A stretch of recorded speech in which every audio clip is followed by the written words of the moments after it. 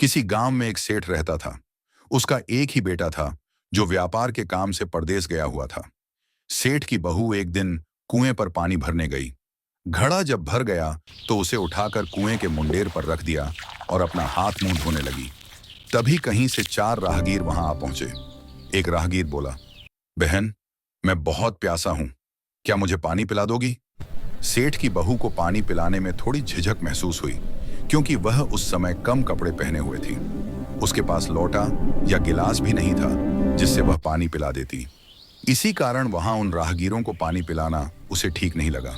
बहू ने उससे पूछा, आप कौन हैं?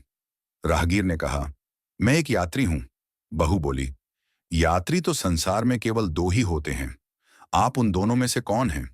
अगर आपने मेरे इस सवाल का सही जवाब दे दिया तो मैं आपको पानी पिला दूंगी, नहीं तो मैं पानी नहीं पिलाऊंगी।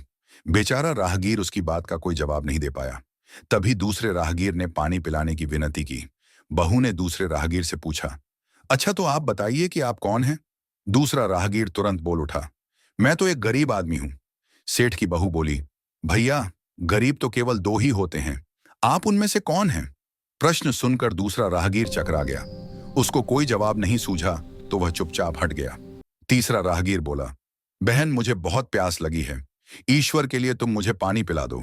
बहू ने पूछा, अब आप कौन हैं? तीसरा राहगीर बोला, बहन, मैं तो एक अनपढ़ गंवार हूं। यह सुनकर बहू बोली, अरे भाई, अनपढ़ गंवार तो इस संसार में बस दो ही होते हैं, आप उनमें से कौन हैं? दोस्तों, अगला पार्ट अपलोड हो चुका है, जाकर जरूर देखें।